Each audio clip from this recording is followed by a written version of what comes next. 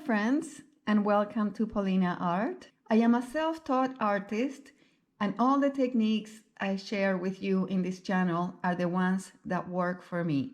All of my projects and patterns that I share are my own creations and designs. Today, I'm going to be sharing with you how to paint this crisp and cool spring day. I'm going to show you how to create a gradient sky, water with reflections, how to create this nice tree peeking on the side, greenery, and this cute little deer looking at the birds. I'm also going to attach a link below with a couple of other videos that you might want to see if you haven't seen them yet. And also, I'm going to attach a link to the pattern for this painting. If you would like to see how I created this beautiful composition, stay with me and let's paint together. Today I'm working on 11 by 14 canvas board, which I prepared with gesso last night. I have put a little dot on each side that divides my surface in the middle. And the first thing I'm going to do with this large filbert brush, I'm going to pick up some blending gel, and I'm going to apply it at the top where my sky is going to go, because I want the paint to blend nice and easy when I'm doing my sky. The next thing, I'm going to pick up some of my lightest blue, my ocean view, and I'm going to divide the paper in the middle where I put my little markings. And I'm going to start with the lighter blue right here. It has a little bit of blending gel, so as you can see, the paint moves very, very nicely. And I'm going to start adding the color a little bit more concentrated as I go to the top of my surface. This is what creates the effect of the sky. It is always darker at the top, and it gets lighter as it comes down into the horizon. And I'm going to add a little bit of purple to my horizon. I'm going to add a little bit of vintage white to create some clouds.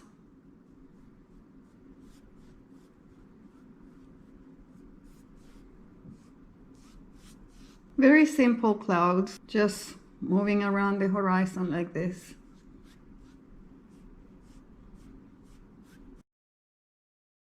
I'm going to add a little more depth by adding more blue at the top and a little bit more purple.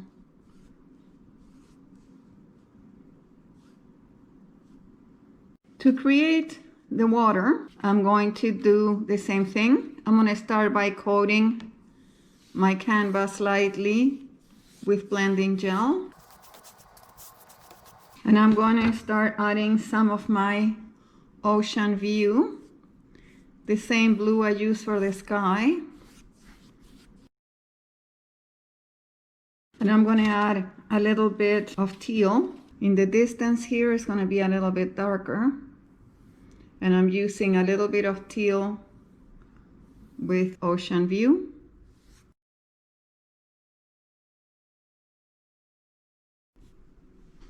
And that creates a beautiful effect of distance in the horizon.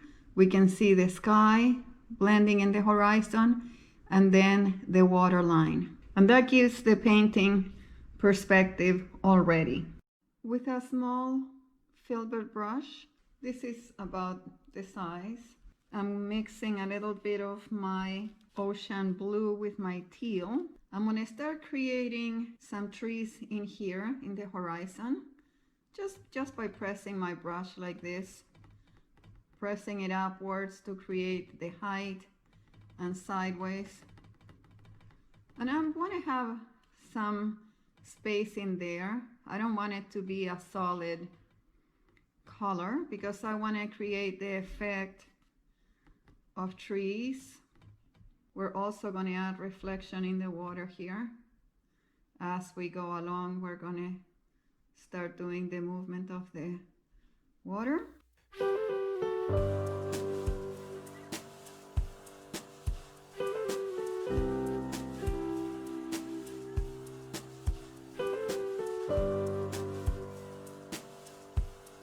With my round brush, I'm going to pick up a little bit of purple with some gel medium, and I'm going to add some little purple bushes in here too.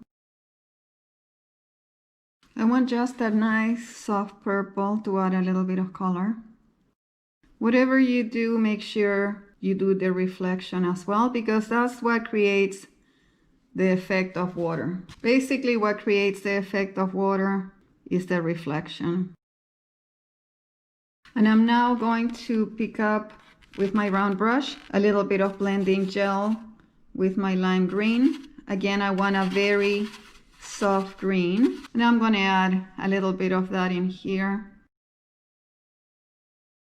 I'm going to add a little bit of a darker shoreline here.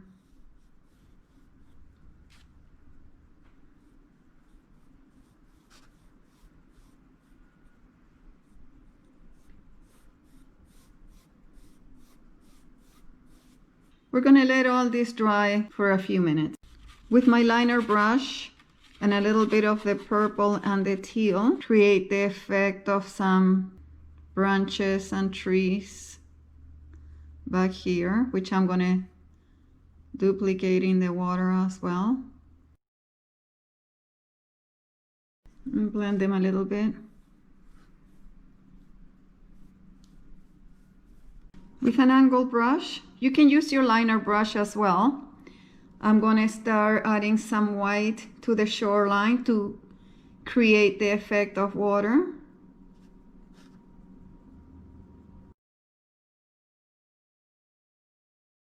Without overdoing, just a little bit. That's all it takes. We can add a little bit of purple here, reflecting from the clouds, just a little bit. I have allowed a few minutes for the paint to dry, and now I align my horizon with the horizon on my pattern, and I taped it on the corners with some painter's tape so my pattern doesn't move out of place. And now I'm going to transfer the shoreline, my little deer, the birds, the trees, all the other things that I'm going to add to this landscape. Okay, my friends, we're ready to continue with our painting. And now I'm going to pick up some of my lime green with a little bit of teal on my filbert brush, just to create a little bit of a darker green. And I'm going to start patting that in here, just like I did at the back, just to create the effect of greenery. And I don't want it perfectly done. I want to leave some areas without paint, just to create a little, just to create the effect of grass with more texture. You can use a sponge here too if you prefer, or even your round brush, just patting it. And I'm using the lighter green more so at the top, just the lime green. And as I get lower into my canvas, I'm making the green darker with a little bit of teal, just to create the dimension we're looking for in our paintings. So it's not a boring flat painting. When you use color like this, light and dark, it really creates the effect of dimension, perspective into your painting. I'm going to add a little bit of my lime green with my yellow to create a nice bright green. And I'm going to use that at the top here. And let's move on to our beautiful tree. To give this painting a lot of the perspective that I'm looking for, this tree is going to be very close to us. is going to be closer than the deer. The deer is a little bit further out. So I'm going to make my tree nice and dark. And to create the tree trunk, I have my round brush, and I'm going to pick up some white and some brown and a little bit of berry wine. And I'm going to create a color like this that is dark and messy. Now I'm going to start creating the branch. Just applying the paint like that. And this creates a beautiful effect of a branch. Just pressing my brush and creating the effect that I want. And if it's too light, I'm just adding a little darker brown in here. With a round brush that has a little bit of a point, I'm picking up some of the brown and berry wine, and I'm going to start creating the secondary branches.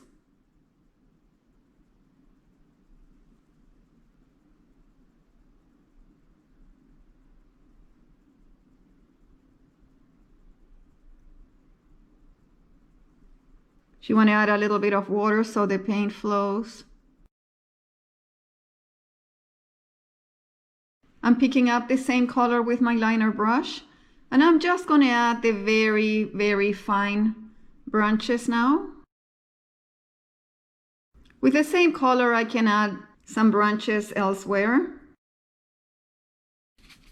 just to create a little more vegetation in here. I'm picking up white and a little bit of purple on my round brush. I'm going to add some little purple flowers in here, just by dabbing the brush like this. You can add a little bit of darker purple towards the bottom of the flowers and a little bit of white at the tips, just a little bit of highlight. I've now created this nice orange by mixing my yellow with the berry wine. Now I'm going to add the same effect as the purple ones in here, just these happy little yellow flowers. I'm now going to dab a little bit of yellow just to give them some highlight, and we can add a little bit of the berry wine at the bottom just to give them a little bit of dimension. Okay, my friends, let's go back to our tree, and with my liner brush and a little bit of white, I'm just going to add some highlights in some of the areas just to give my tree a little more dimension. Just random highlights where the light might be hitting the branches and the tree. I'm going to paint this tree as a cherry blossom. You can paint it in different shades of green if you prefer, or purples. And you can use your round brush to dab the leaves like we did in here. You can use a Q-tip, or you can use a round sponge like this one that is rough and has larger holes. I'm going to use the sponge today because it's quick and I like the effect that the sponge creates. So I'm going to pick up some of my berry wine in the sponge, and I'm just going to dab in some areas to create the effect of leaves. I'm going to let this dry just for a few minutes. I'm picking up a little bit of the teal with the same sponge, and I'm just going to add in here the effect of some blue little flowers. With the same sponge, I picked up some of my bright pink. Now I'm going to add some of my pink onto my tree. While my tree dries, because I don't like to wait, we're going to paint the little birds. And for that, I'm going to mix a little bit of my purple with my berry wine. We're just going to trace our little birds. And we are now going to add a little bit of white. With the same sponge, I'm now going to add a little bit of highlights to my pretty cherry blossom, more so at the end of the branches and the tips. And last, but definitely not least, we're going to paint our beautiful little deer. For the deer, I'm gonna mix some yellow with a little bit of berry wine to create this nice color. And I'm gonna paint my little deer. I'm using a little bit of water on my brush just to make the paint flow.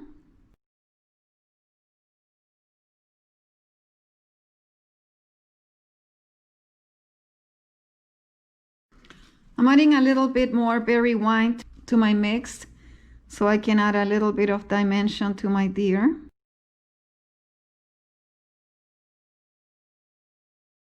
I'm going to add some dark in the back too.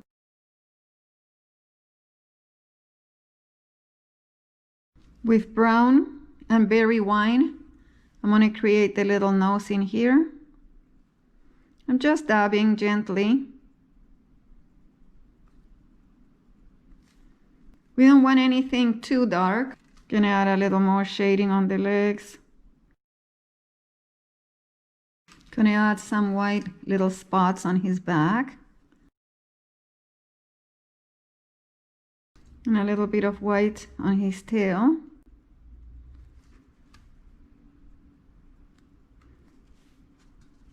We're gonna add a little bit of white in here, just a little bit of white.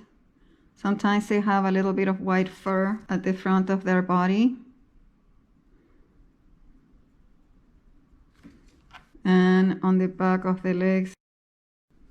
On the belly, sometimes they have a little bit too. I'm gonna put a little dot on the nose, just to give his nose a little bit of shine. Just adding a little more red in some areas. You can make your deer as pretty as you want without really overdoing it, because we want him to be part of the scenery and not really stick out like something that doesn't belong there. We're just going to add a little bit of grass just to blend him in a little bit. And I think our painting is done. Okay, my friends, the painting is finished. I was able to find this really pretty frame downstairs in my basement, and I was able to easily frame it. That's why I like painting on canvas boards. You can easily frame them yourself. Please check the links that I've attached below with a few of my other videos that you might enjoy watching if you haven't seen them already. If you like this painting, please give it a like, share it with your friends. Subscribe to my channel if you don't want to miss any future content from me. Thank you so much for watching, and we'll see you on the next one.